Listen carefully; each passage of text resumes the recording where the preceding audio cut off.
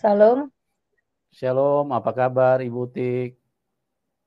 luar biasa, baik-baik aja.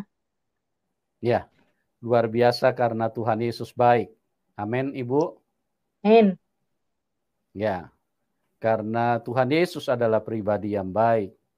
Makanya di dalam firman-Nya dikatakan, jikalau kamu ditampar pipi kanan, berikan juga pipi kirimu. Ini pribadi yang sangat baik dan dialah Raja Damai. Dikatakan juga berdoalah buat musuh-musuhmu, mintalah berkat buat mereka. Tidak ada pribadi yang seperti ini. Dia menunjukkan kasih-Nya yang ilahi, dia menunjukkan kuasa-Nya yang sempurna, supaya setiap orang yang percaya kepadanya berlimpah-limpah di dalam kebaikan, di dalam kehidupan, bahkan bisa mencapai apa yang dirindukan manusia selama ini, yaitu kerajaan surga. Oke, Ibu Utik, terima kasih sudah hadir dan mau berbagi dengan kita pada saat ini, dan Ibu bisa ceritakan bagaimana perjumpaan Ibu dengan Tuhan Yesus dari latar belakang dulu ya. Karena Ibu dari iman yang berbeda, yang tadinya seorang antikris, seorang yang tidak percaya kepada Tuhan Yesus, tapi kuasa Tuhan Yesus bekerja dengan luar biasa, dengan sempurna yang dinyatakan kepada Ibu. Oke? Waktu dan tempat saya serahkan kepada Ibu Utik. Silakan Ibu. Salam, selamat sore buat saudara-saudara terkasih yang dikasihi Tuhan. Pada sore hari ini, kami akan menyampaikan kebaikannya Tuhan yang sungguh sangat luar biasa atas hidup kami. Perkenalkan dulu, nama saya Uti Karyawati. Saya dari punya latar belakang dalam keluarga menganut agama Muslim semua. Dan saya waktu di menganut agama yang lama itu saya selalu dibimbing, dididik dengan ajaran-ajarannya yang selalu untuk mengaji, untuk bersolat 5 waktu yang harus diajarkan dengan khusyuk, yang mengikuti dengan puasa. Semua ajaran-ajarannya sudah saya pelajari, dan saya dibilang katanya dulu itu saya itu anaknya rajin, anak solehah gitu ya. Pada waktu itu saya menikah juga ketemu dengan suami yang juga seiman. Cuma waktu itu saya tidak bisa menjalani rumah tangga sampai sampai lama ya, hanya 10 tahun saya berumah tangga dengan suami saya yang akhirnya saya cerai dan akhirnya saya meninggalkan untuk saya merantau di tempat yang lain untuk saya bisa bekerja. Jadi waktu itu saya sempat merantau di kota lain dengan saya nekat gitu. Dan waktu itu saya di sana, saya juga berjuang sendiri dengan kehidupan saya, dengan mengikuti keinginan saya. Jadi waktu itu saya hidup bebas, hidup tidak terkontrol. Dan di situ saya juga hidup dengan kuasa kegelapan gitu ya Pak ya. Ya, kuasa kegelapan itu dalam pengertian Ibu bagaimana? Belajar apa pada waktu itu? Saya waktu itu sempat suka ke dukun gitu untuk Hmm. mencari buat buat apa buat hidup saya gitu, kayak susuk, kayak untuk pegangan gitu. Mhm. Jadi waktu itu saya sempat bergumul dengan kuasa gelap gitu ya. Saya Iya. menjalani ya lumayan lumayan lama gitu sampai saya bertemu dengan seseorang yang tadinya saya juga nggak tahu kalau mereka itu orang Kristen gitu. Ibu setelah bercerai baru Ibu istilahnya menggeluti dunia-dunia perdukunan begitu? Iya, karena saya sudah setelah cerai saya kan melarikan diri pindah tempat gitu di kota lain. Jadi saya di Mhm. situ saya sudah istilahnya hidup berjuang sendiri gitu Hmm. dengan kemauan saya sendiri. Jadi saya kadang juga mengikut-ngikut teman gitu. Jadi sampai saya itu bisa apa itu hubungan dengan kuasa gelap gitu. Hmm. Ya lumayan, Iya, lumayan iya. lama saya menerjuni hal-hal itu. Sampai saya ketemu seseorang itu. Seseorang yang Dalam mene- saya juga tidak dalam menyangka sama sekali. dalam menekuni Gimana? ilmu-ilmu perdukunan begitu, apa yang Ibu dapatkan pada waktu itu? Ada hasilnya atau bagaimana, Bu? Saya waktu itu saya juga nggak mendapatkan apa-apa ya. Cuma waktu itu saya itu kan hanya untuk buat apa ya pegangan hidup saya waktu itu. Jadi Hmm. waktu itu saya hidupnya bebas tanpa terkontrol. Saya Hmm. sempat seperti itu karena untuk apa ya untuk menjaga buat hidup saya gitu. Jadi saya itu waktu itu juga sama dukunya dikasih buat ini nanti supaya kamu nggak kenapa-kenapa. Terus dikasih ini nanti supaya kamu gimana-mana nggak ada apa kejahatan yang mau menjahati kamu gitu. Jadi saya sempat nurut aja sama hal-hal seperti itu waktu itu. Sampai saya Oh. sampai saya ketemu dengan seseorang itu, saya masih masih dalam waktu itu juga masih tetap menjalani seperti itu. Karena saya juga ketemu seseorang kan juga saya nggak punya punya rencana dan tujuan apa-apa gitu ya.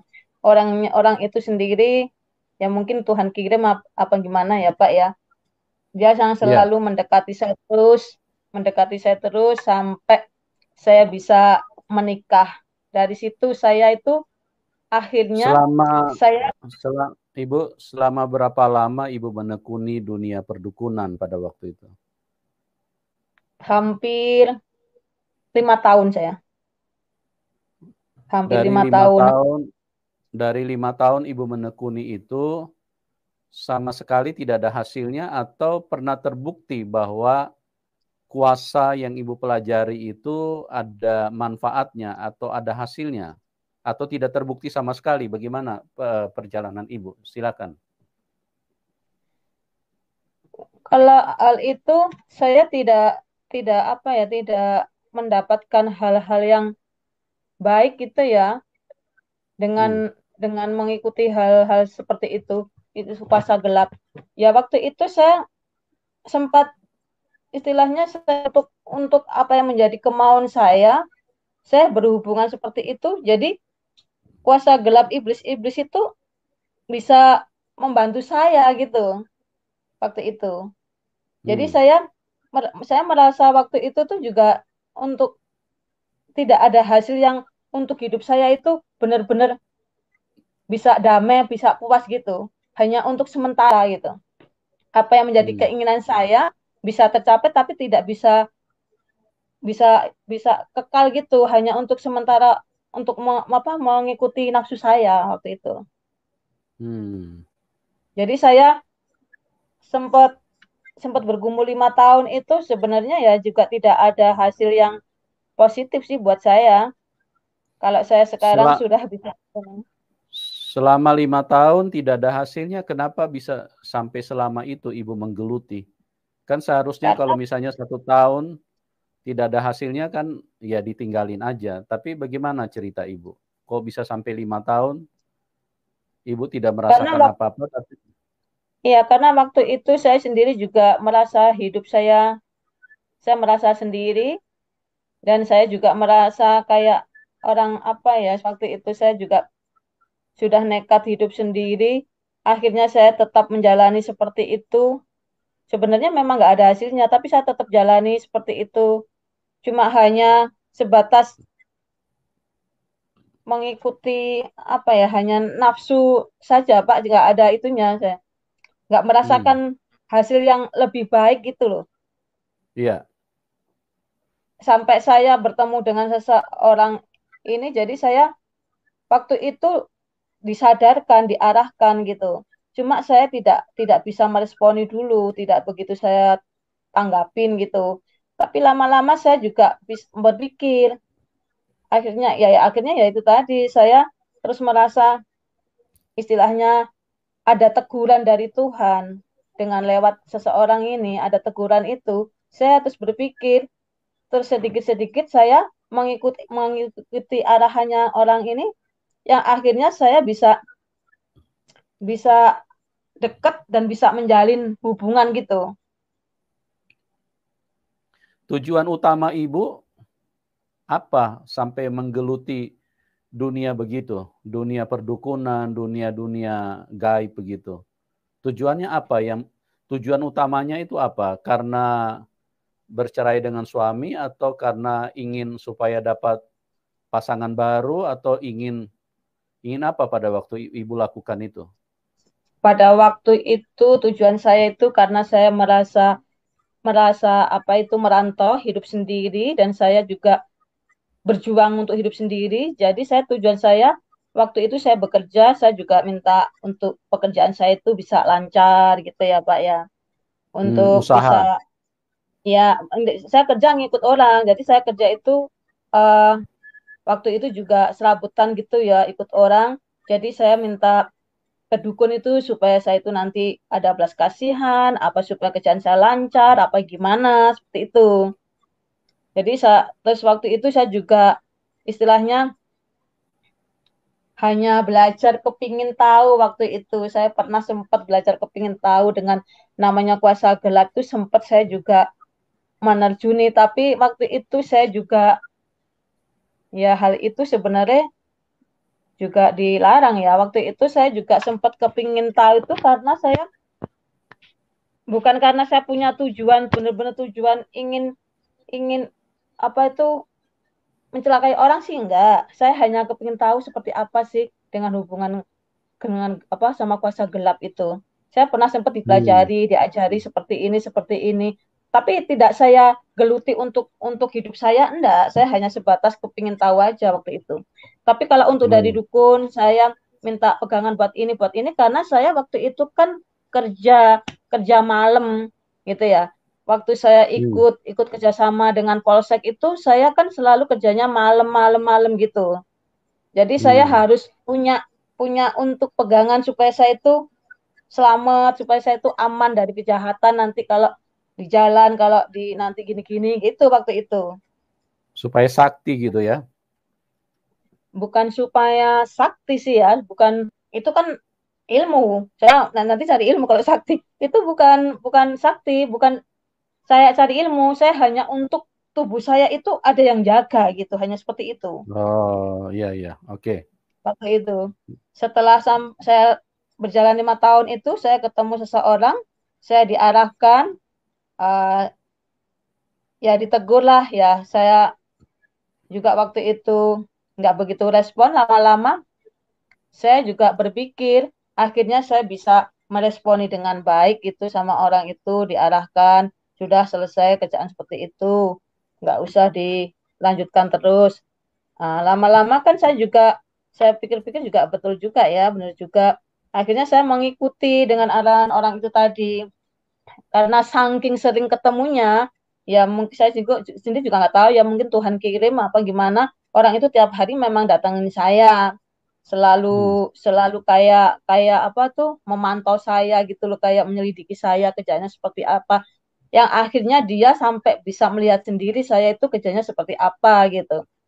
Akhirnya dia punya keputusan untuk menobatkan saya gitu. Tadi saya itu eh, dibawa pindah ke tempat yang lain, terus saya itu diarahkan, dikasih tahu gitu. Yang akhirnya saya dekat, terus punya hubungan hubungan hati, yang akhirnya saya tuh bisa menikah sama orang itu. Dari Hmm. situ saya merasa, karena saya sudah merasa menikah, akhirnya saya punya pikiran, waktu itu saya juga tiba-tiba kok kepingin saya itu ikut ke gereja gitu loh, ikut ke Tuhan Yesus gitu waktu itu. Hmm. Jadi orang itu tidak pernah ngajak, tidak pernah nawarin mau ikut saya ke apa pindah ke gereja apa gimana, nggak pernah. Jadi dari saya sendiri saya punya pikiran dan keputusan kok tiba-tiba saya ini kepingin apa itu ikut Tuhan Yesus ya, dan gitu. Terus dari situ saya sudah menikah itu, suami saya juga nggak pernah ngajak, nggak pernah nawarin, juga nggak pernah ngajarin. Cuma saya sendiri itu yang selalu untuk melangkah gitu, untuk melangkah dan untuk belajar-belajar gitu. Saya juga nggak tahu kok tiba-tiba itu saya begitu kenal sama orang itu langsung diarahkan, ditegur itu kok tiba-tiba saya langsung bisa berubah gitu, bisa berubah, terus saya bisa mengikut mengikut Tuhan Yesus itu. Habis itu saya tekuni terus sampai saya apa itu belajar belajar belajar dan sampai saya tuh mempunyai anak satu lagi tuh sama suami yang kedua ini, saya terus tetap belajar dan belajar gitu. Tapi suami saya juga nggak pernah ngajarin, juga nggak pernah, sampai saya dulu pernah tanya gitu. Malah suami saya juga bilang bilang tanya aja sama Bapak Gembala gitu. Saya sendiri juga bingung. Loh, padahal aslinya kan yang Kristen itu suami saya. Saya kan masih dalam pembelajaran, nggak tahu, Bang.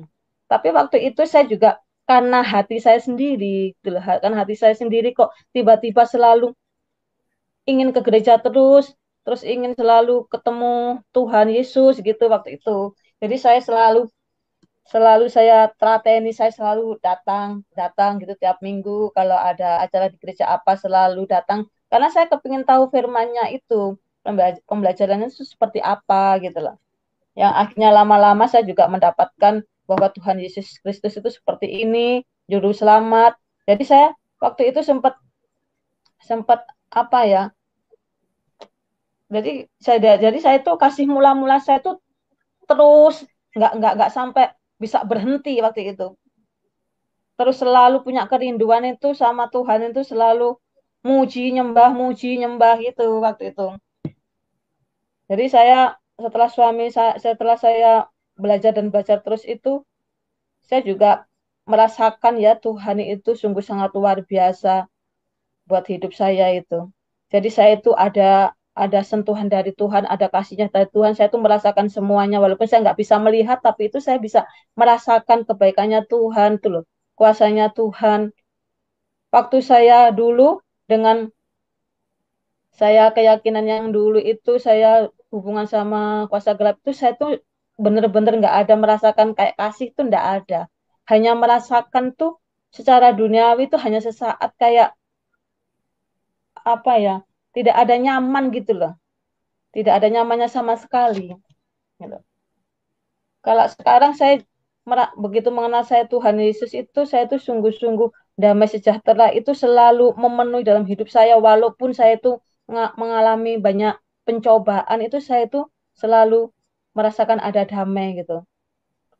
Jadi di situ saya waktu tiba-tiba saya merasakan ikut Tuhan Yesus Kristus itu dalam hati saya memang komitmen ada suami saya. Kalau saya sampai kapanpun saya mau tetap taat dan setia sama Tuhan. Saya juga merasakan Pak Tuhan Yesus sungguh sangat baik. Tapi tuh suami Iya, saya juga Ibu. diam aja. Ya, itu hal apa yang paling mendorong Ibu sampai tiba-tiba memutuskan saya mau ikut gereja gitu loh. Padahal suami kan tidak mengajak. Apa yang Ibu rasakan pada waktu itu? Iya, waktu itu saya sendiri juga juga juga apa ya? Juga nggak habis pikir, saya juga bingung. Kok tiba-tiba saya seperti kayak ada yang bawa gitu loh, kayak ada yang gandeng saya, kayak ada yang nuntun saya gitu loh. Saya tuh kayak mau apa istilahnya, saya tuh mau diajak gitu.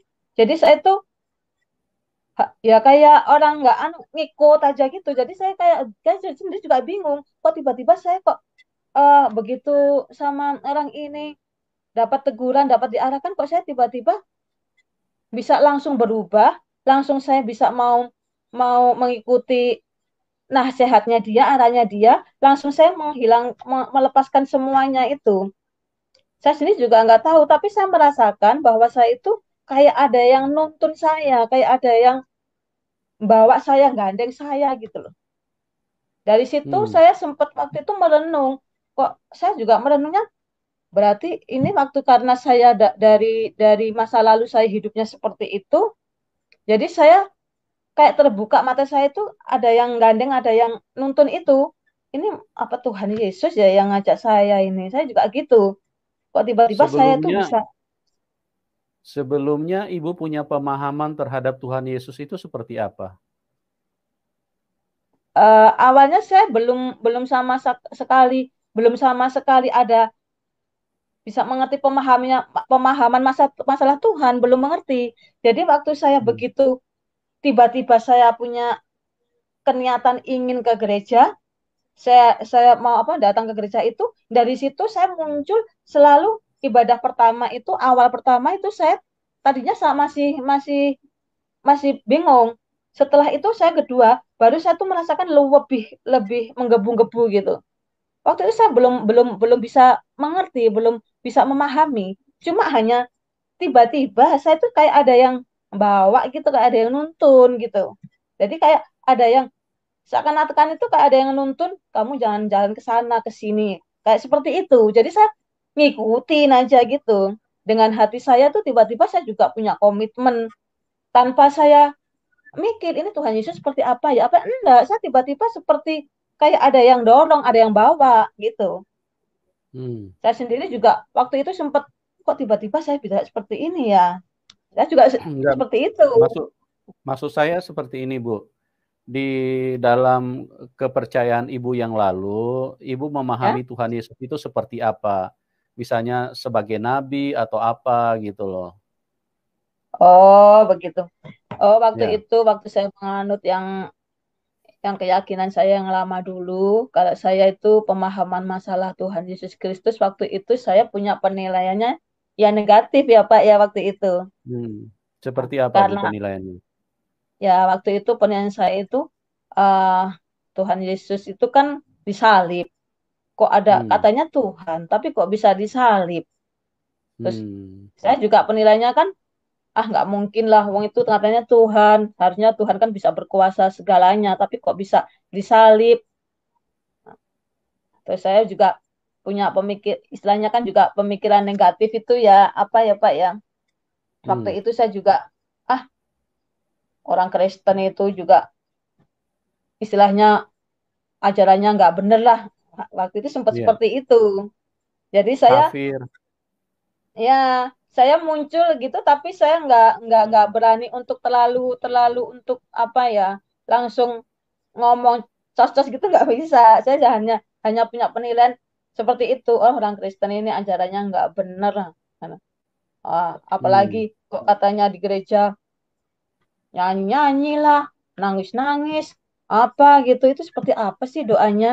Sempat sempat Mhm. saya juga penasaran hal itu dulu itu. Kepingin tahu gitu. Kok katanya yang kok ibadah itu mesti nangis, apa itu terus ketawa-ketawa, keplok-keplok gitu. Sempat muncul seperti itu juga saya. Tapi Hmm. saya kan cuma hanya sebatas waktu itu nggak terlalu saya apa ya Pak ya, nggak berani saya terlalu untuk Ekspresikan. iya, hanya sebatas saya mempunyai penilaian bahwa orang Kristen ini ajarannya nggak bener lah gitu waktu itu. Hmm. Nah, Jadi saya pada sendiri saat pada saat Ibu mau memutuskan mau ikut suami ke gereja, perasaan-perasaan pengertian yang lalu itu apakah tidak muncul saat itu? Misalnya, Tuhan tapi kok disalib gitu loh. ya tadinya awal-awalnya saya punya pemikiran juga masih dalam belum belum mengerti sama sekali ya. Jadi Hmm. waktu itu saya juga sempat gini, waduh ini nanti kalau mengikut Tuhan Yesus Kristus kan disalib. Ini nanti Hmm. rasanya tuh kalau mati disalib apa gimana ya? Saya sempat juga ada rasa mengikut Tuhan Yesus Kristus karena lihat patung salibnya berdarah itu sempat juga ada rasa kayak takut waktu itu. karena saya Hmm. juga belum belum mengerti firman-firman yang disampaikan. Jadi sempat muncul seperti itu. Tapi berhubung saya ada niat hati saya kok kepingin apa itu belajar terus, kepingin tahu pembelajaran itu seperti apa sih, firman seperti apa sih. Jadi waktu itu saya memang saya tekuni gitu untuk saya bisa mengerti firmannya. Akhirnya saya mendapatkan oh seperti ini pembelajarannya, seperti ini. Tuhan Yesus sampai disalib, sampai berdarah, oh seperti ini. Kehidupannya tuh harus seperti ini. Itu baru saya mengerti sedikit demi sedikit gitu. Yang tadinya saya sama sekali nggak ngerti, suami saya aja ditanyain juga nggak begitu pinter. Jadi malah disuruh tanya Bapak Gembala. Saya sendiri juga, waduh saya tanya ya bingung. Akhirnya saya juga belajar membaca sendiri, juga belajar mendengarkan dari firman. Kalau saya membaca Alkitab itu kadang saya kalau terlalu lama membaca, mata saya ini juga pengaruh kayak nggak begitu bisa nyambung. Saya lebih menyambungnya mendengarkan firman yang disampaikan, saya lebih gampang menyambung gitu. Makanya Iya. saya banyak, banyak sering mendengarkan firman gitu. Kalau membaca tetap saya membaca, saya ikuti sedikit-sedikit gitu. Tapi kalau mendengarkan saya lebih bisa gampang mengerti gitu, Pak. Iya. Terus eh, pada bagian mana Ibu menjadi kuat mempercayai Tuhan Yesus? Misalnya firman yang Ibu dengarkan, pada saat penjelasan apa yang semakin meyakinkan Ibu bahwa Tuhan Yesus itu adalah Tuhan? Yang menjadi saya itu kuat di dalam Tuhan. Selama saya mengikut Tuhan Yesus itu, saya kan juga banyak mengalami, menghadapi tantangan-tantangan ya Pak ya. Dari saya, pertama dari keluarga saya sendiri, kakak saya sendiri, yang menghina orang Kristen, yang nggak suka dengan orang Kristen, yang menghujat dengan terang-terangan dia istilahnya mengajak saya untuk saya bisa kembali ke keluarga untuk meyakini keyakinan yang lama dan di situ juga memberi harapan buat saya bilangnya kan nanti kalau saya bisa kembali ke dalam satu keluarga lagi keyakinan lama kan hidup saya kan bisa terjamin dengan kakak-kakak saya. Nah, Hmm. setelah itu dia juga bilang istilahnya namanya menghujat Tuhan itu dengan istilahnya untuk bisa mempengaruhi saya untuk saya bisa kembali lagi waktu itu. Iya. Sebelum Jadi Bu, saya Bu, Bu Utik, sebelum kita sampai ke situ, saya mau tanya dulu, pada bagian mana kalau Ibu datang ke gereja, mendengarkan penjelasan khotbah, sampai membuat Ibu begitu semakin yakin gitu loh, bahwa Tuhan Yesus ini benar-benar Tuhan. Kan Ibu kan mulai ikut gereja. Nah, itu di bagian-bagian mana yang Ibu bisa ceritakan kepada teman-teman, sehingga penjelasan-penjelasan itu membuat rasional Ibu itu ketemu, atau logika Ibu, oh nyambung, bahwa Tuhan Yesus ini adalah Tuhan. Pada bagian mana Ibu dengarkan saat khotbah, atau bagian-bagian mana? Ibu bisa ceritakan itu. waktu itu saya waktu untuk ibadah mendengarkan firman yang disampaikan saya merasakan Tuhan ada itu karena saya menjalani kehidupan setiap hari-hari itu Pak ya. Dan dari Iya, firman yang disampaikan itu kenapa saya bisa bisa apa ya menyatakan bahwa Tuhan Yesus itu ada itu. Ya karena saya iya, merasakan hidup saya selama ini ya karena Tuhan gitu loh. Jadi saya iya. sendiri juga saya sendiri juga merasakan hidup saya ini saya juga merasa Tuhan itu selalu ada di saya.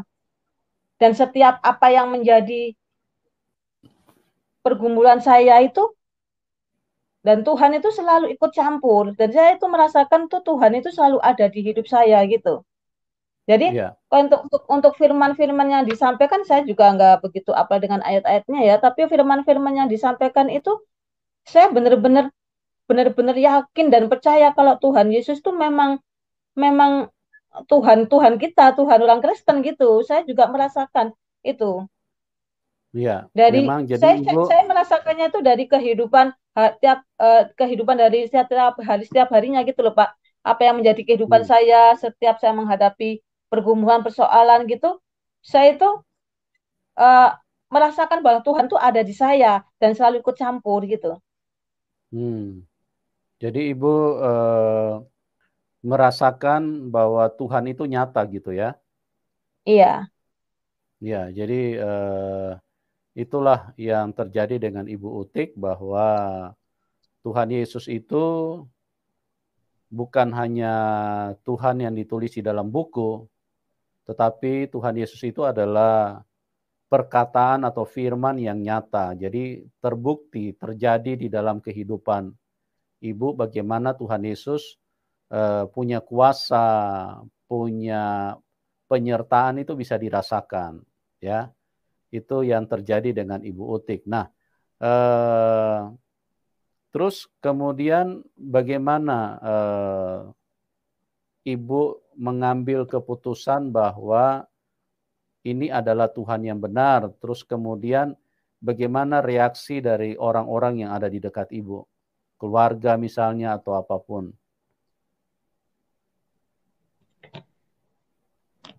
kalau untuk kalau saya merasakan bahwa Tuhan Yesus itu memang betul-betul ada di hidup saya dan nyata itu karena saya ini tidak melihat tapi merasakan gitu ya.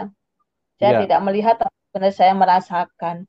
Terus dari untuk orang yang di sekitar saya, untuk keluarga saya, teman-teman saya, memang semua banyak meresponi saya dengan negatif ya. Jadi saya juga hmm. hanya hanya hanya apa ya, hanya diam gitu. Jadi Negatif itu dalam pengertian seperti apa yang Ibu alami? ya nggak suka begitu tahu Dari keluarga dulu, keluarga seperti apa reaksi mereka? dari keluarga saya ya seperti kakak saya itu yang menunjukkan bahwa bahwa kakak saya itu nggak setuju kalau saya itu ikut suami saya di Kristen gitu ya, yang Hmm, akhirnya hmm, mempunyai tujuan untuk membawa saya kembali di dalam keluarganya karena tahu saya hidup sendiri sama anak saya. Mungkin dalam pemikiran kakak-kakak saya semua mungkin ini adik saya bisa saya ajak berkumpul lagi seperti itu. hmm, Tapi setelah waktu itu kakak saya semua katanya sudah bersepakat, rundingan ingin membawa saya pulang ke Jakarta, ingin kembali dalam satu keluarga lagi. Kakak saya kan menelpon saya. Ya awalnya sih ngomongnya sih baik-baik aja karena kan juga suami saya nggak ada. Kamu yang tunggu apa di sana? Mendingan kamu hmm, kumpul sama keluarga, nanti hidupmu bisa terjamin. Kamu bisa kembali lagi ke yang dulu, bilangnya seperti itu. Awalnya sih hmm, juga merayu-rayu gitu. Terus hmm, dia bilang itu menghujat Tuhan itu dengan perkataan-perkataan yang menjadikan saya itu malah jadi berontak gitu ya. Karena saya merasakan hmm, Tuhan Yesus itu baik kok. Kenapa mereka mengatakan seperti itu? Akhirnya yang memberontak itu di dalam hati saya. Tapi saya nggak berani hmm, ngomong. Saya tuh hanya diam aja gitu. Saya pikir, nah, saya percuma nanti berdebat. Saya juga malu dengan kanan kiri karena saya kan hidup di kos. Nanti kedengaran kan juga nggak enak lah. Jadi saya cukup diam aja gitu. Saya dengarkan apa yang menjadi perkataan kakak saya, keinginannya ingin berkumpul. Cuma saya hanya menghormati aja, saya mendengarkan gitu. Mulai jam 7 sampai jam 11 malam, dia kepingin ngajak saya pulang gitu. Habis itu saya tidak sama sekali menjawab, cuma saya hanya berkata, nggak bisa kak, saya bilang gitu. Cuma itu yang bisa keluar dari mulut saya. Karena saya sudah beban itu di hati saya itu ingin berontak, tapi saya nggak bisa mengeluarkan hal-hal seperti itu. Saya hanya cuma jawab tidak bisa Kak, bilang gitu. Tapi waktu itu setelah ditutup saya sempat bisa lewat SMS itu. Saya sempat lewat SMS, saya kirim ke kakak satunya, satunya sampai lima kakak saya kirim sendiri-sendiri dengan kata-kata yang sama itu. Jadi intinya Hmm. saya hanya menyampaikan kalau saya sudah nggak bisa lagi, maksudnya itu kembali dengan keyakinan saya yang lama.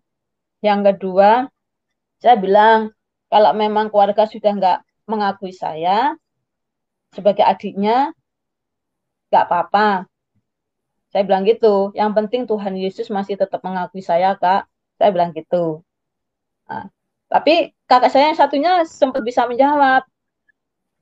Dia masih punya sedikit hati ke saya. Oh ya udah kalau gitu nggak apa-apa. Kalau kamu mau aja, kalau kamu nggak mau ya sudah. Bilangnya gitu. Tapi yang lainnya enggak. Yang telepon sama justru yang telepon itu malah sama sekali dia sudah benar-benar membenci lah gitu. Benar-benar enggak menyukai dengan saya lagi karena saya mengikut Tuhan Yesus itu. Saya juga jadi kadang itu saya juga apa ya, ya heran sih. Setelah itu saya sempat karena hati saya tadi mendengarkan hujatan kakak saya itu saya berontak dalam hati saya nggak bisa mengeluarkan kan jadi kayak terbeban di sini. Begitu saya selesai tutup telepon itu saya sempat istilahnya bisa berontak lewat nangis saya. Nah, begitu saya bisa nangis itu nggak tahu saya juga tiba-tiba saya itu kok pegang Alkitab gitu loh. Saya pegang Alkitab, saya buka itu kok pas di situ gitu loh. Padahal saya juga begitu nggak pinter dengan Alkitab ya gitu. Jadi saya setebel itu saya itu belajar membaca aja nggak kelar-kelar ini Mas Yan gitu. Makanya saya harus harus bisa kelarnya itu dibantu mendengarkan firman itu. Tapi begitu saya buka itu kok pas di situ ada ayat yang bisa menguatkan saya gitu.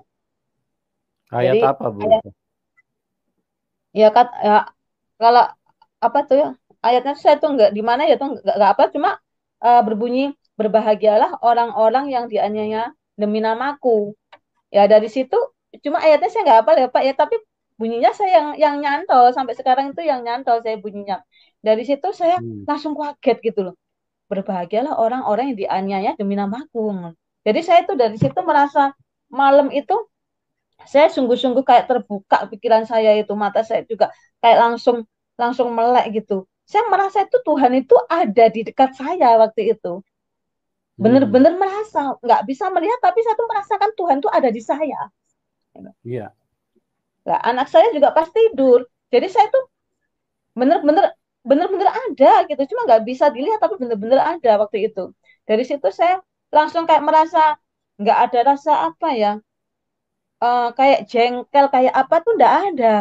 Cuma saya merasa oh ini ada Tuhan tuh kayaknya membela saya gitu, memberikan perlindungan ke saya gitu, merasakan ada saya tuh ada damai gitu loh, ada ketenangan di saya itu.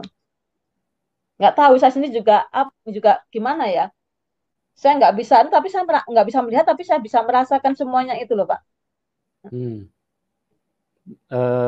Terus waktu keluarga, kakak-kakak mengajak untuk ibu balik, kira-kira ada tawaran apa dari mereka pada waktu itu? Ya tidak ada tawaran apa-apa sih, hanya cuma sekali waktu itu. Setelah itu sampai detik ini juga nggak ada, karena ya saya sudah mengambil keputusan seperti itu. Mungkin mungkin mereka juga sudah nggak bisa, nggak ada harapan lagi untuk ngajak lagi gitu ya Pak ya, karena selama ini juga nggak ada nggak ada omongan lagi gitu loh. Hanya hanya tetap Hmm. hubungan baik gitu aja, tetap hubungan baik. Iya. Soalnya dari saya sendiri yang selalu mengawali. Kalau mereka juga nggak begitu apa ya, nggak begitu merespon lah dengan baik itu loh. Sudah apa menunjukkan bahwa mereka itu nggak suka dengan orang Kristen. Tapi saya tidak begitu terlalu saya bawa bawa anu Pak ya, saya selalu ngawali untuk selalu memulai dengan komunikasi gitu. Ya, melewati komunikasi, ngobrol-ngobrol. tanya kabar-kabar gitu aja. Jadi nggak pernah terlalu anu. Karena saya juga sudah lama nggak pulang ke Jakarta gitu. Selama ibu meninggal. Jadi sekarang kakak saya juga biasa-biasa aja, sudah nggak terlalu itu sama saya. Selama saya mengikut Tuhan Yesus itu, dia nggak kayak dulu. Dulu kan sayangnya kelihatan, kalau sekarang kan sudah nggak kelihatan, karena saya kan paling kecil. Hmm. Cuma saya dalam hati, saya tuh punya kenekatan dan punya hati yang niat saya itu dengan Tuhan itu. Saya nggak, istilahnya nggak takut dengan apapun, nggak khawatir dengan apapun, karena saya merasa ada Tuhan gitu aja. Dari situ saya sampai sampai detik ini bisa bisa apa ya, bisa hidup dengan baik gitu. Ya, jadi tidak ada tawaran apapun ya, Bu, dari saudara. Cuma hanya mengajak supaya ibu bisa balik ke keyakinan yang lama gitu. Iya, tuh. Ya, oke. Terus bagaimana kondisi hubungan ibu dengan keluarga sampai saat ini? Hubungan sih tetap baik aja, Pak. Hubungan ya karena selama Ya, teman-teman ini sabar dulu karena sinyalnya lagi sedang terganggu. Kita akan coba supaya bisa segera terhubung kembali dengan narasumber ya. Jadi itulah perjalanan iman daripada Ibu Uti Karyawati, bagaimana dia mengalami kuasa Tuhan yang ajaib. Jadi Tuhan Yesus itu memang satu pribadi yang harus dialami oleh umatnya atau orang-orang yang mempercayai Tuhan. Karena dia bukan hanya sekedar tulisan di dalam buku, tapi dia adalah sebuah firman yang dituliskan di dalam buku. Jadi firman itu kebenaran, firman itu hidup, dan kehidupan kita itu berasal dari firman. Kita dijadikan karena firman, kita dijadikan oleh firman. Karena adanya perkataan Tuhan, maka terciptalah manusia. Kalau tidak ada perkataan Tuhan, maka tidak ada manusia. Karena Tuhan itu bekerja dengan firman-Nya. Ya. Jadi itulah teman-teman bagaimana kita harus sampai ke titik firman itu harus terbukti. Harus terrealisasi di dalam hidup kita. Harus terjadi, tergenapi. Karena kalau kita bilang dia Tuhan yang Maha Kuasa, sementara kuasanya kita tidak pernah alami. Ini kan satu pernyataan yang diragukan. Kalau kita bilang Tuhan Maha Kuasa, tapi kita tidak pernah mengalami kuasa Tuhan. Apalagi kalau mungkin kita mengatakan bahwa Tuhan itu jauh.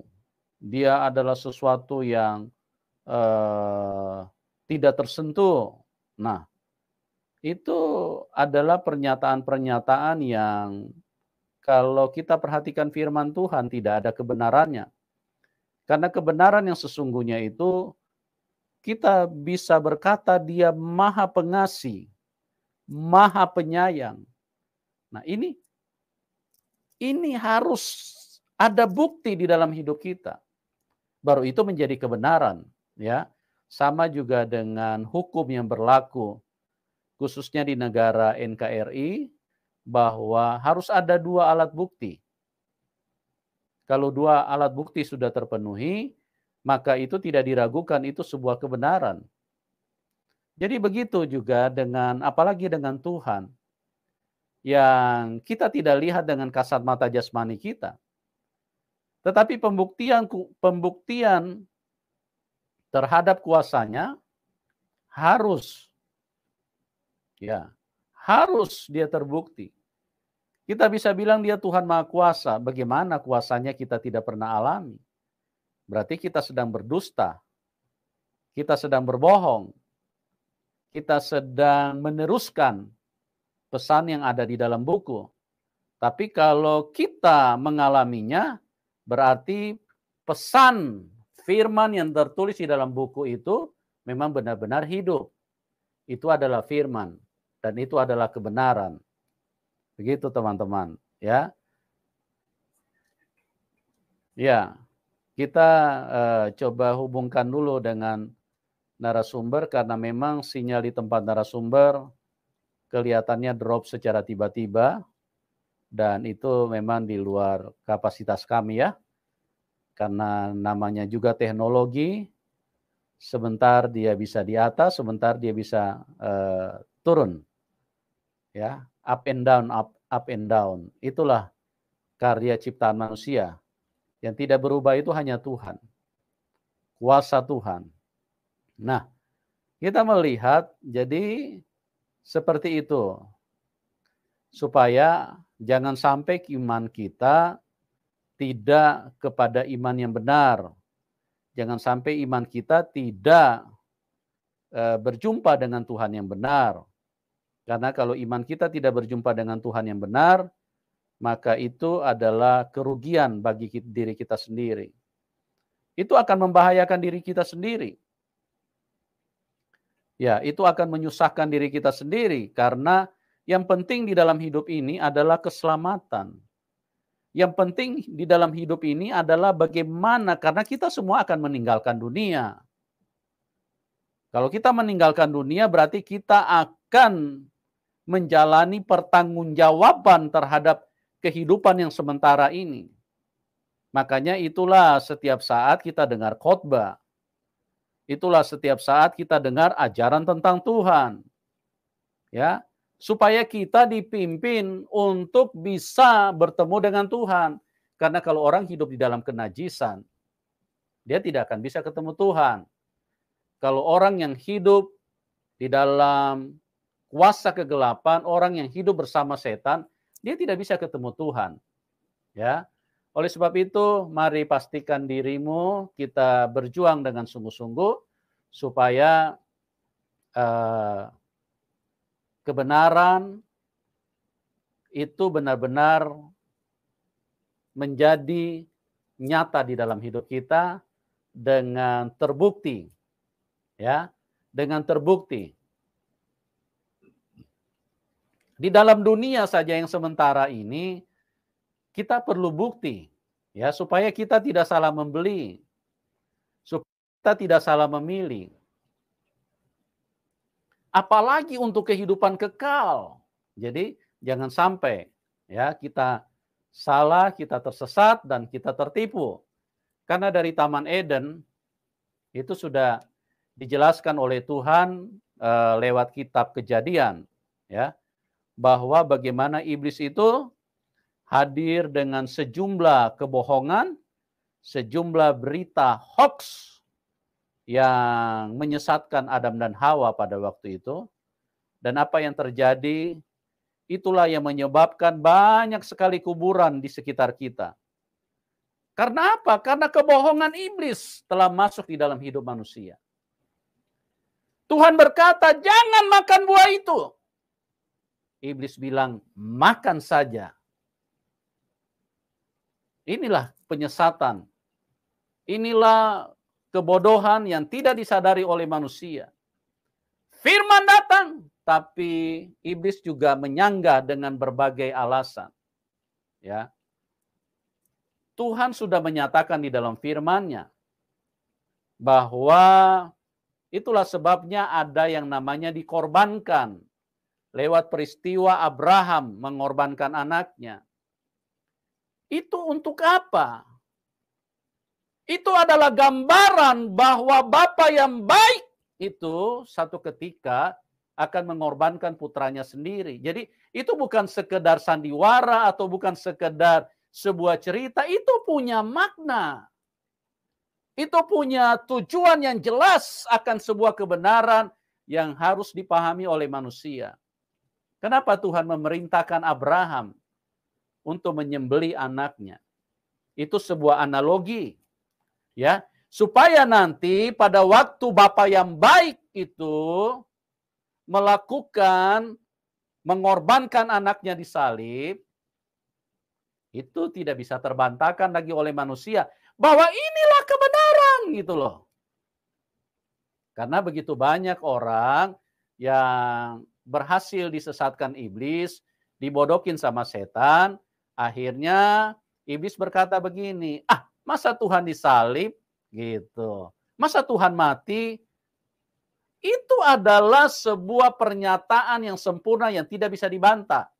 Kalau Anda mengakui Abraham dan putranya, di mana dia pernah diperintahkan oleh Tuhan untuk mengorbankan anaknya sendiri, nah inilah kebenarannya bagaimana Bapa di surga mengorbankan putranya yang kudus, putranya yang tunggal. Makanya dengarkan firman Tuhan, Yohanes 3 ayat 16, di situ tidak bisa dibantah bahwa karena besar dunia ini, sehingga ia mengaruniakan anaknya yang tunggal. Supaya setiap orang yang percaya kepadanya tidak binasa. Ya, ini firman Tuhan, teman-teman. Yohanes 3 ayat 16, itu adalah sebuah kenyataan bagaimana Tuhan menyatakan kebenaran kepada manusia. Jadi kalau ada iblis berbicara kepada pikiran manusia bahwa masa Tuhan disalib, nah itu iblis yang sedang berbicara. Ya, karena apa? Karena Tuhan sudah menyatakan lewat Abraham dan anaknya Ishak bahwa engkau korbankan anakmu sendiri, sembeli dia di atas bukit Moria. Dan ini ditulis jelas semua dalam firman Tuhan. Anda mengacu kepada Abraham, percaya kepada Abraham bahwa dia adalah seorang yang dipilih oleh Tuhan, bahwa tidak bisa dibantah. Itu semuanya adalah analogi dan penjelasan yang sangat sempurna. Begitu teman-teman. Oke, ini Ibu Utik sudah tersambung kembali. Ya. Ibu Utik bisa dilanjutkan? Iya, sampai di mana ya Pak tadi? Ini Ya, tadi jadi loh ini. Jadi bagaimana keluarga pada waktu itu artinya mau mengajak ibu kembali. Yang ibu katakan tadi bahwa mereka bilang mereka akan sujud itu seperti apa, Bu? Jika ibu kembali kepada ini. Ya, karena harapan kakak saya untuk saya bisa kembali di dalam satu keluarga lagi, dia sampai mengatakan seperti itu karena harapannya supaya saya ini bisa mau kembali lagi di dalam satu keluarga lagi gitu. Jadi dia bilang seperti ini, kalau kamu nanti mau kembali ke kumpul lagi sama saudara, sama keluarga, nanti hidupmu bisa terjamin. Nanti kalau kamu mau pulang ke Jakarta, nanti aku bisa sujud kakimu, bilangnya gitu. Saya juga sempat Maksudnya kaget. maksudnya dalam pengertian ibu disuruh kembali kepada keyakinan lama begitu. Iya. Jadi kalau Iya. seumpama saya mau kembali ke keyakinan lama, kakak saya itu sampai sujud di kaki saya. Saya bisa memahami maksudnya seperti itu. Saya sempat kaget juga. Saya dalam hati, waduh, saya ini kayak Tuhan jadinya. Kayak gitu. Cuma saya tuh nggak reaksi apa-apa, cuma saya dengarkan gitu aja. Karena saya juga bingung mau jawab itu seperti apa, saya tuh bingung, nggak ngerti. Jadi kakak saya sendiri yang ngomong sendiri mulai jam 7 sampai jam 11 itu lumayan lama ya Pak ya. Sampai saya tuh tangan saya tuh pegel gini terus itu. Jadi saya nyambung dengan maksudnya kakak saya tuh nyambung gitu. Sampai kakak saya tuh bilang seperti itu karena saya nggak ada respon, nggak ada reaksi jawab gitu. Jadi saya hanya diam gitu. Waktu itu saya juga bingung untuk menjawabnya. Saya tuh harus jawab seperti apa ya? Kalau saya nanti istilahnya mau ngomong masalah Tuhan Yesus, nanti kebaiknya Tuhan seperti ini itu, otomatis nanti akhirnya jadi berdebat. Jadi pemikiran saya lebih baik saya diam gitu, saya dengarkan. Karena saya sendiri juga nggak mau istilahnya juga ribut, nggak mau melawan dengan kakak saya, ya saya hanya cukup diam. Cuma yang terakhir saya hanya bilang nggak bisa kak, saya cuma hanya seperti itu saya. Jadi saya nggak ngomong panjang lebar gitu nggak. Saya hanya bilang kalau saya tuh nggak bisa kak, itu aja. Cuma dari jawaban saya seperti itu, saya nggak tahu ya menjadikan kakak saya sakit hati apa gimana saya juga nggak tahu. Jadi mereka sama saya ini sudah saudara cuma namanya, tapi sudah nggak kayak saudara, nggak kayak dulu lagi gitu. Iya, Nggak kayak dulu saya seperti adiknya yang dulu gitu, sudah nggak jauh sekarang gitu. Tuh. iya. Jadi kalau Oke, Bu. kalau nggak kalau nggak saya sendiri yang untuk mengawali, untuk selalu apa ya tuh menganggap mereka kakak saya, ya mereka juga biasa-biasa aja gitu.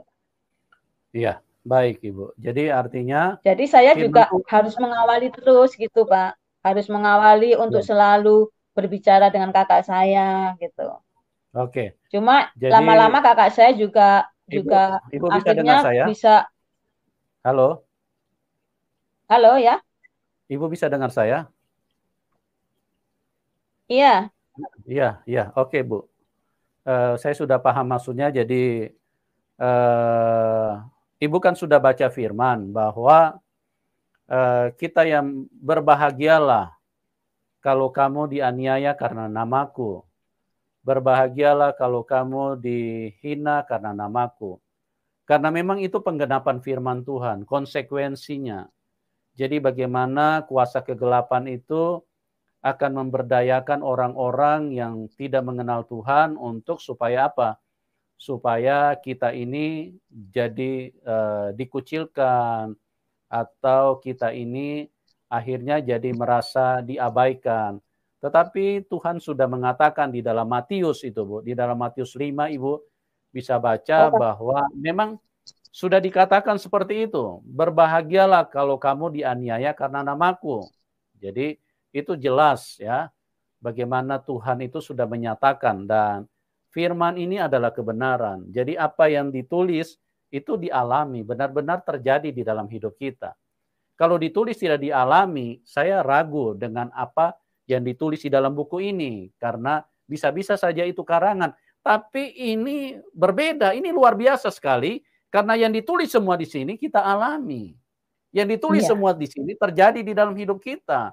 Baik itu kuasanya, baik itu tentang kasihnya, baik tentang fakta-fakta sejarah, bukti-bukti yang otentik, seperti yang terjadi, seperti yang saya katakan tadi Abraham. Bahwa Abraham itu ada firman yang mengatakan bahwa bawalah anakmu Abraham dan sembelilah dia di Bukit Moria. Itu penjelasan yang sangat sempurna kalau kita bertitik tolak kepada Abraham, ya. Abraham sebagai orang besar yang dipilih Tuhan pada waktu itu. Nah, kalau kita mengacu kepada peristiwa Abraham, maka tidak bisa dibantah ini adalah firman Tuhan. Kenapa Tuhan menyuruh Abraham melakukan itu? Apakah Tuhan sedang melakukan sandiwara? Apakah Tuhan sedang melakukan atraksi? Atau bukan, itu supaya manusia sudah ada gambaran. Manusia sudah mengerti bahwa satu waktu Bapa yang baik, Bapa di surga itu akan mengorbankan, menyembelih sendiri anaknya di atas kayu salib. Lewat peristiwa salib itu. Makanya itulah dikatakan Abraham pergi ke Bukit Moria dan sembelih anakmu. Jadi firman ini tidak bisa dibantah, saudaraku, bahwa ini adalah kebenaran. Yohanes 3 ayat 16, itu adalah penggenapannya. Karena begitu besar kasih Allah akan dunia ini sehingga ia mengaruniakan anaknya yang tunggal. Ya, ingat ya, Abraham dengan anaknya ini paralel ini. Gitu. Memahami kebenaran itu seperti itu. Jadi jangan sampai kita disesatkan dengan setan. Setan itu rajanya pendusta, ya. Dia membohongi terus. Masa Tuhan disalib? Nah, itu perkataan setan yang selalu membodohi manusia. Oke, Bu, mungkin di bagian terakhir Ibu bisa ceritakan mujizat apa saja yang Ibu alami setelah Ibu percaya Tuhan Yesus. Silakan, Bu. mujizat-mujizat yang saya alami setelah saya terima Tuhan Yesus itu banyak sekali ya Pak ya. Tapi yang saya merasakan yang lebih lebih apa ya, lebih terlihat itu waktu itu setelah suami saya dipanggil Tuhan. Ya, Ini suaranya kok bergerak ya. ya, lanjut, Bu, lanjut. Setelah suami saya dipanggil Tuhan itu, saya di situ saya sama Tuhan tuh mulai diproses, saya dibentuk, diubah ya Pak ya. Jadi waktu waktu suami saya dipanggil Tuhan itu pertama suami saya kan meninggalkan tanggal 15 Januari. Ah, dari situ saya waktu itu masih ngontrak. Kontrakan saya itu habisnya Maret tanggal 25. Nah, waktu itu saya juga sudah tahu kalau ini waktunya keluar. Kok ya pas gitu ya. Tanggal Januari, tanggal 15 suami saya dipanggil Tuhan. Bulan Maret kontrakan saya habis. Saya itu waktu itu sempat bingung, saya ini mau kemana ya? Saya kondisi pikiran saya itu sudah ngeblank, saya nggak tahu saya arah kemana, mau pindah kemana. Saya sendiri dengan anak saya, saudara saya sudah kayak nggak peduli, gitu ya. Jadi saya juga karena saya ngeblank, saya nggak bisa berpikir. Tuhan itu memang maha penuh dengan kasih ya dan mengasihi ya. Jadi saya tuh sama sama Tuhan sudah berserah gitu. Waktu itu saya juga nggak benar-benar nggak habis pikir, saya juga nggak nyangka gitu ya. Wong saya tuh ngontrak 3 tahun, sudah waktunya keluar. Harusnya kan saya juga juga harus keluar, memang sudah waktunya pas gitu. Jadi saya harus keluar, tapi saya memang bilang sama yang punya rumah, saya minta waktu dulu sampai 40 hari apa. Oh ya nggak apa-apa Bu. Tapi saya setelah itu memang harus keluar karena rumah kan mau direnovasi. Nah, dari situ saya bingung. Bingungnya saya tuh sudah nggak bisa mikir ini saya kemana, saya ngontrak pakai uang apa. Itu saya sudah nggak mikir sama sekali, nggak tahu saya itu. Kok tiba-tiba itu yang punya rumah tuh datang. Rumah itu dijual. Ah, yang beli yang datang, yang punya rumah nggak ngomong, nggak ngasih tahu. Yang beli itu yang datang. Itu eh, habis itu datang saya juga kaget, saya nggak kenal. Yang saya kenalnya kan yang punya rumah. Terus bapak itu bilang, Bu permisi. Oh ya Pak, ada apa? Ini saya yang beli rumah ini, Bu. Kan rencananya mau direnovasi. Eh, Ibu nanti keluarnya kapan? Saya juga sempat sempat ada jengkel sedikit ya, soalnya saya sudah bilang sama yang punya rumah, saya nunggu 40 hari Pak. Maksud saya itu jangan diusir dulu gitu. Cuma waktu itu saya sempat jengkel, tapi saya tahan. Terus orang itu minta permisi masuk ya, saya suruh masuk gitu ya. Habis itu dia bilang, Bu nanti kalau sudah selesai Ibu itu ya Bu ya bisa apa maksudnya bisa keluar karena mau direnovasi gitu. Oh ya Pak, memang saya rencananya seperti itu. Saya tunggu 40 hari ya Pak ya, saya sudah bilang sama yang punya rumah gitu. Oh ya Bu, nggak apa-apa. Terus ini uang kontrakannya Ibu ya saya kembalikan. Saya juga kaget loh. Ini kan saya kan kontrakan sudah habis selesai gitu loh. Ah, dari situ saya bingung loh, ini uang kontrakan apa Pak? Ibu kan bisa cari tempat lain nanti, bisa kata cari kontrakan lagi, ini dipakai aja buat ngontrak itu. Terus saya juga, loh kan saya sudah selesai Pak, ini sudah waktunya keluar. Nggak apa-apa Bu, ini pakai aja. Terus yang ini, yang amplop satunya ini saya uh, buat apa tuh, buat ngelawat gitu, bilangnya gitu. Oh lah Pak, saya juga sempat kaget juga ya. Ini ya Tuhan, aku juga sampai bingung aku sama ngomong ya apa aku ini. Kan sebenarnya kan saya sudah keluar kan, kok tiba-tiba uangnya dikembalikan lagi gitu. Nah, terus saya ya cari tempat lagi gitu ya di daerah-daerah situ. Jadi saya belum belum sempat cari tempat, teman saya ngajak pindah ke Blimbing, daerah tempat yang dekat apa itu yang dekat teman saya itu. Saya dibawa sama teman saya itu dicarikan tempat dulu di kos, nanti sambil cari kerjaan gitu. Setelah itu saya juga nggak habis pikir, nggak ngerti. Ini saya tuh dibawa sini tuh juga kayak nggak bisa mikir. Saya tuh hanya kayak berserah gitu loh, kayak nggak bisa nu gitu saya tuh. Saya asal jalan, asal ngikut kayak gitu. Jadi saya tuh kayak nggak bisa dengan mikir jernih gitu ya Pak ya. Saya ngikut aja sama teman saya itu. Nah, nanti di sini ya, nanti sambil cari kerjaan di sini. Udah ini anaknya saya sekolahkan. Dimasukkan di sekolah, sudah dibiayai semuanya, sudah diurusi gitu ya. Saya juga bingung, saya tuh sampai tolah-tolah ini sampai saya tuh ngomong apa sih sampai bingung. Nah, saya juga setelah itu saya malam itu juga merenung. Tuhan, terima kasih. Ini kalau nggak perbuatannya Tuhan nggak mungkin loh ini. Ini Tuhan mulai saya pindah dari kontrakan itu sampai anak saya sekolah itu kalau semuanya tuh kalau nggak tangan Tuhan yang bekerja juga nggak mungkin. Saya tuh merenung ngomong-ngomong sendiri, saya jawab-jawab sendiri saya itu. Nah, setelah itu saya dipindahkan sama teman saya, sudah diurusi semua sekolahnya anak saya sampai kelas SMP keluar gitu.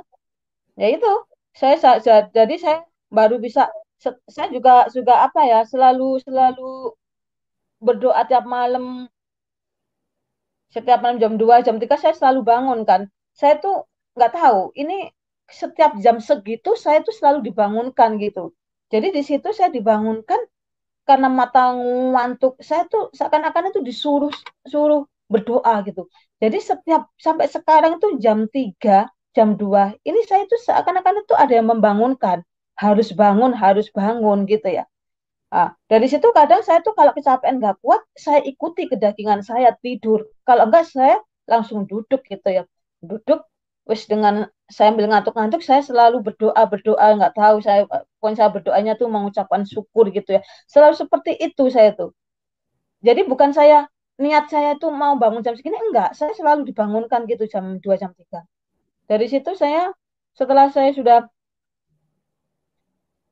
istilahnya saya dibentuk sama Tuhan ya, diproses dengan lewat lewat pergumulan-pergumulan itu, saya itu apa, merenung gitu ya Pak, merenung juga, saya itu merenungi firman Tuhan tuh maunya seperti apa sih, saya tuh nggak ngerti, tapi saya belajar-belajar dari firman itu, lama-lama saya tuh bisa memahami, memahami maksudnya Tuhan itu, saya tuh dibentuk, diproses, dipulihkan untuk hidup yang baik, menjadi orang yang baik. Saya tuh kadang tuh juga selalu berpikir dan merenung gitu loh, maksudnya Tuhan ini apa gitu loh.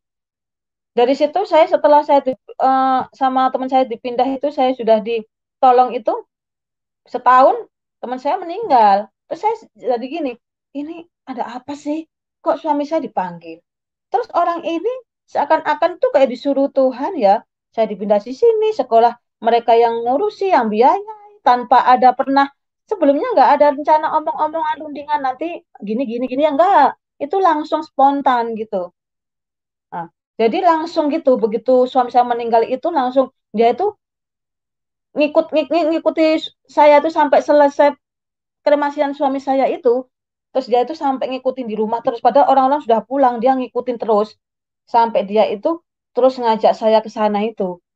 Setelah setelah itu saya juga bingung, ini ada apa sih? Kok tiba-tiba teman saya juga dipanggil. Orang-orang yang saya kasih semuanya dipanggil. Saya tuh sampai merenung, ada apa sih, aku bingung saya juga kan. Jadi saya juga waktu itu paham, oh ini Tuhan, maksudnya Tuhan itu apa ya, istilahnya mengatur hidup saya ya, lewat teman saya tadi itu, untuk saya itu diubah, dibentuk, diproses itu lebih lebih dalam lagi. Nah, jadi saya itu makanya saya itu selalu belajar belajar terus dengan firman itu. Saya juga belajar belajar untuk bisa bisa apa ya, hidup dengan memikul salib itu. Ya, karena saya juga selama ini kan saya juga hidup selalu banyak dengan memikul salib itu. Saya itu banyak sedikit, kadang itu kedagingan saya tuh muncul tuh protes gitu, yang akhirnya saya ini lama-lama ini juga harus bisa bisa tahan ya, tahan uji gitu, dengan lewat proses, lewat dibentuk itu. Saya tuh sungguh-sungguh sebenarnya itu ampun-ampun ya Pak ya, karena saya itu sekarang sudah merasa Tuhan Yesus itu banyak, terlalu baik buat saya, dan saya juga banyak mengalami kebaikan. Jadi saya sekarang selalu sama Tuhan itu, udah saya berserah sama Tuhan. Saya kadang juga bertanya sama Tuhan, Tuhan anak saya itu harus seperti apa yang harus saya lakukan, apa yang saya perbuat dengan kehidupan yang kau berikan saat ini. Soalnya saya sendiri juga selalu saya tanya sama Tuhan, mau apa saya tanya Tuhan. Soalnya saya juga bingung, ini mau apa ya, saya juga nggak kerja. Jadi saya itu selalu tanya, itu pun nanti Tuhan selalu selalu apa ya, selalu ngasih petunjuk, selalu tiba-tiba tuh ngasih petunjuk, saya tuh diarahkan sini seperti itu. Jadi saya tuh sekarang itu sudah nggak kayak dulu selalu punya rasa khawatir, kayak nanti kalau nggak makan nanti ya apa ya, nggak minum nanti ya apa ya. Jadi sekarang saya sudah percaya dan yakin sama Tuhan gitu ya. Tuhan pasti pelihara hidup saya. Tuhan pasti sediakan dengan segala apa yang menjadi keperluan saya. Walaupun kadang saya itu masih ada muncul kedagingan sedikit, waduh bingung saya ini nanti ya apa ya, besok ini ya apa. Tapi saya tetap selalu percaya sama Tuhan. Tuhan selalu memberikan pertolongan tepat pada waktunya itu.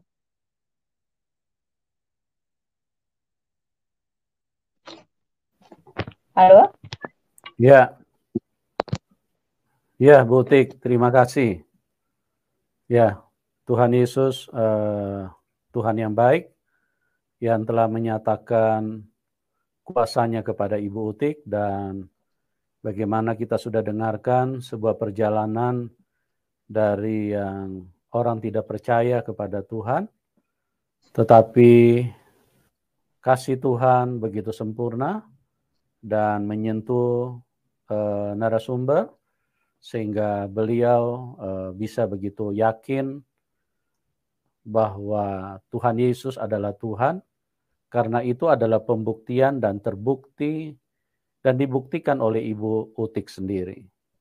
Jadi sekalipun ada ajakan oleh pihak keluarga untuk kembali kepada keyakinannya yang dulu, maka beliau memutuskan dengan tegas, sekalipun hubungan keluarga menjadi terganggu, artinya mereka tidak mengakui Ibu Utik, atau mereka seperti bukan lagi saudara, tetapi itu tidak mempengaruhi seorang yang sudah berjumpa dengan Tuhan, sudah mengenal Tuhan, sudah mengalami Tuhan, dan Bu Utik tetap yakin bahwa Tuhan Yesus adalah Tuhan yang benar, Tuhan yang mengasihi hidupnya, dan Tuhan yang menyelamatkan hidupnya.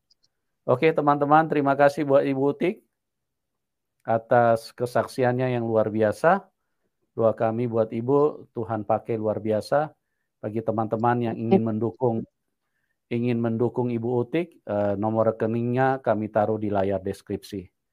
Oke, doa kami juga buat semuanya. Tuhan memberkati kita semua dan kita akan berjumpa di program selanjutnya, dan salam kemenangan. Amin.